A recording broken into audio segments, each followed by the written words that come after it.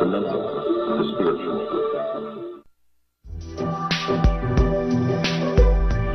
Clifford, it's so good to be on tape in person with you on this subject. I know before we couldn't show my face, we couldn't hear my voice because I was under contractual agreement.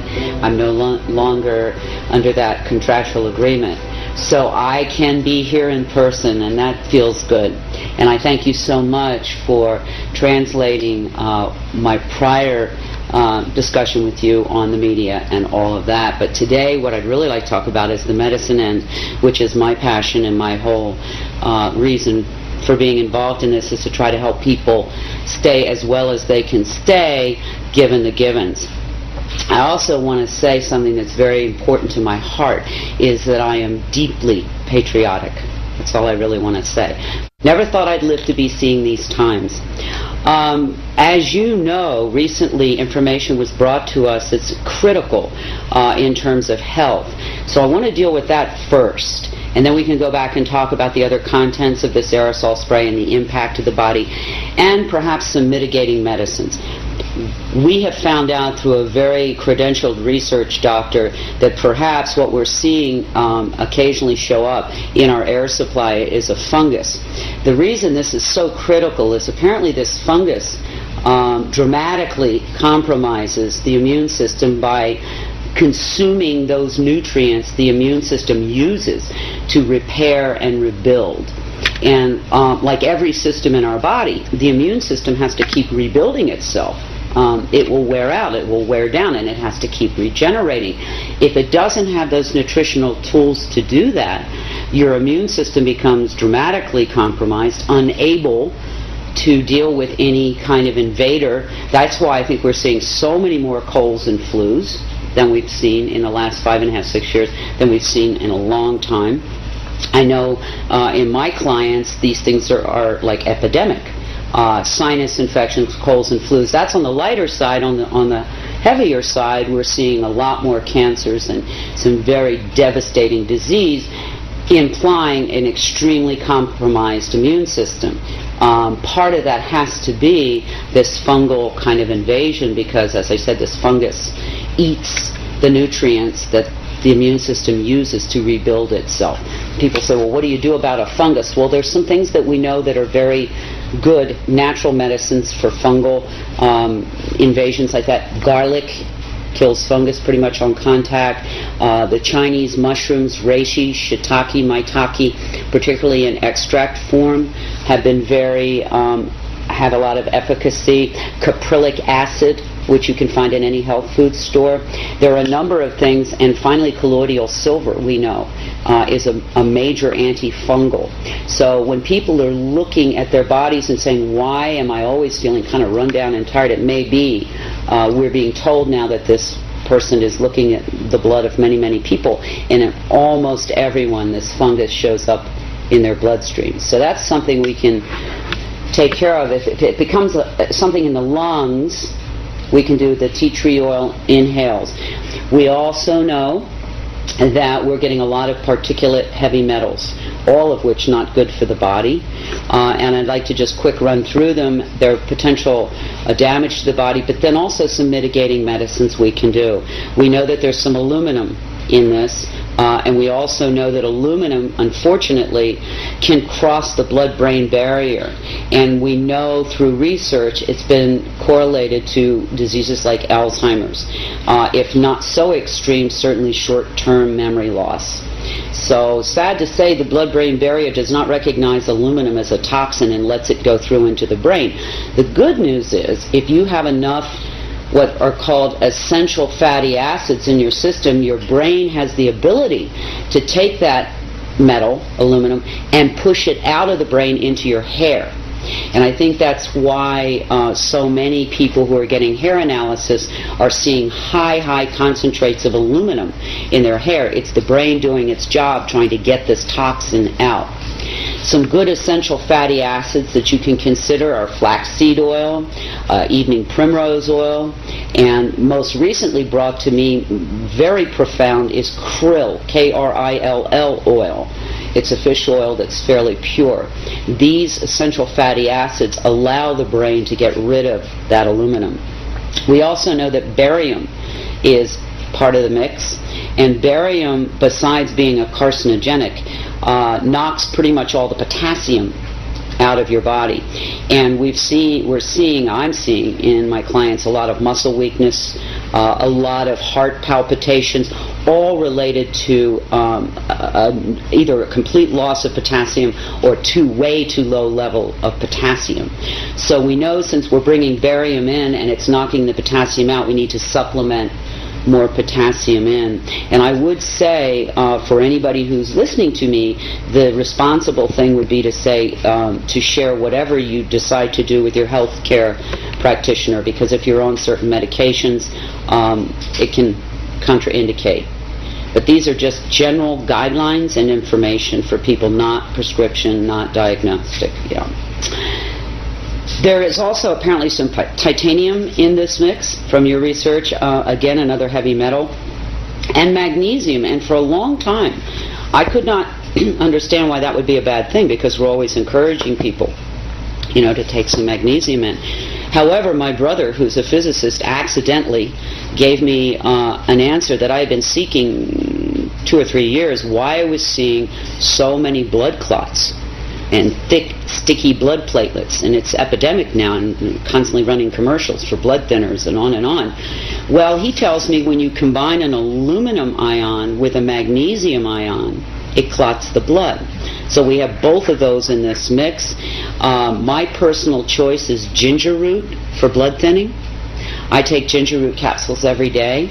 There's also an herb called ginkgo biloba that also thins the blood.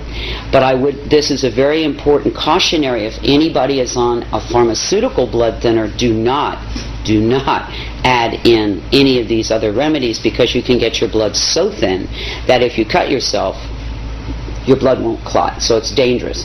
So if you're on any pharmaceutical blood thinner, do not add in ginger root and ginkgo biloba and those kinds of things. But if you're not on a pharmaceutical, these are good natural things you may want to consider in terms of thinning the blood. And then there's I get this question all the time. People say, well, what can we do, to mitigate some of this? I mean, it's in every breath I take. That's something I think it's hard for people to understand. This is not something previously I could say to people, please don't eat margarine. Please don't drink tap water. These things are not good for you. I cannot ask people not to breathe. But what I can say, there are things that you can do to mitigate the amounts of it that you're taking in. One thing that you well know I do is when I'm outdoors, I wear a mask. It's not comfortable. It looks silly. I get stares. But I have to tell you, since I've been doing that, I've noticed a big improvement in what kind of symptomology I've had to deal with. Also, there is a very good all-natural substance called diatomaceous clay that has the unique property of attracting heavy metals to it, then binding with them and allowing your body to then send it out through your bowel.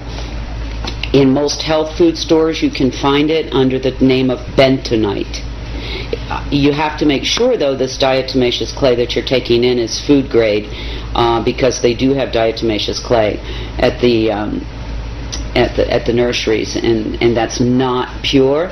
But if you go to your health store, or if you know somebody who has food grade diatomaceous clay, that is something I do daily to try to begin to remove these metals, because all heavy metals are detrimental to the system. Again, flaxseed oil, krill oil, the omega-369 oils, very important, particularly for brain function during these times. Potassium supplementation. And another epidemic is sinus infections, and that colloidal silver nasal spray I use, and I've had a lot of friends use it, and it's very effective with helping to clean up those sinus infections caused, I'm sure, by all these particulates. I don't know if you know, one of the top respiratory specialists in the United States was recently on the Today Show. He's written a book called something about the breathing crisis in this country. And he told, I think it was Katie Kirk, I don't recall, who was interviewing him, maybe Ann Curry, that death or mortality from respiratory disease had gone from number 8 5 years ago to almost number 3. That's huge. That means that the third leading cause of death now in this country is breathing. And one has to wonder what could have happened in 5 years to have created that kind of crisis, is the only word I can think of. So this is something that anybody who breathes, and I'm assuming that's anybody who might be seeing this documentary, needs to be concerned not only for themselves but everyone they love. This isn't like a firing squad where everybody goes down and you get to watch it at one time. This is a cumulative poisoning that will demonstrate in different people in different manners depending on how strong their immune system was to begin with, what their genetics are, and many other factors. So this is something that will demonstrate in a lot of different ways. You're not going to have, as I said, the firing squad effect, but what you will have is over time more and more debilitated people, more and more people who don't feel well, more and more younger people, which I'm seeing quite a bit of now, in their 20s, 30s, and 40s, with problems that we never saw in that age range, or rarely, I should say, saw. When this began 5.5, almost 6 years ago, 24/7, we know that maybe it's been going on however long, but the 24/7 heavy spraying, during that time, at the beginning I saw mostly older, frail people and infants suffering and leaving the planet. But now it's coming down the old chronological scale here. So we're dealing with people, teenagers, 20s, 30s, 40s, 50s, with a lot of debilitating problems. And I know in Albuquerque alone, 5-6 years ago, 6 to 8% of the children were diagnosed as asthmatic. Today, as of now, it's 70%. It's devastating. These are children. I would say to anybody listening, one of the first and most important things that you can do is start to eat your medicine. Get rid of the junk food, get rid of the empty food, get rid of the zapped food, and begin to eat, if you can, organic and free range. If you can, at least good, whole, pure food. Don't zap it in the microwave. That removes all the good digestive enzymes and many of the nutrients. So start with your diet, because your body is under an insult that it's probably never in the history of man, I don't think, seen before. And in order for you to stay healthy and those that you love, you've got to really begin to pay attention to what you're eating, the water that you're drinking. That's the first line of defense. I'd also encourage people to consider a good all-natural vitamin and mineral supplementation program, because, again, our bodies need every bit of help we can give them in these times. You know, it's interesting. One of the most frequently asked questions for those who are conscious and aware of this aerosol operation is this intended to harm us? And I can't answer that. I don't know. But what I can say is, do they know that it's harming us? Unequivocally they do at this point in time. And so one who lives in a free and democratic country would want to wonder, why would the people that we trust to care for us, keep us safe, allow this kind of thing to go on? I personally have gone way deep inside and had many sleepless nights, and can't come up with any plausible reason why you could, for any reason, harm so many people in such a dramatic way. And so I would say, if you are like me, you love this country, you're deeply patriotic, that take advantage of that freedom that we are given here in this beautiful land of democracy. Make your voice heard, ask for an explanation, ask for a discussion, so that we can determine if this is something we want in our air supply. We can't just keep ignoring it. It's not going to go away. It's just not going to go away unless people of consciousness and conscience decide to get up off the couch and do something. And they can decide what that something is. Because if they don't, as they watch the people around them, and they look at their own health, and they see the deterioration, they're going to have to wonder at some point, well gosh, why didn't I do something when I could?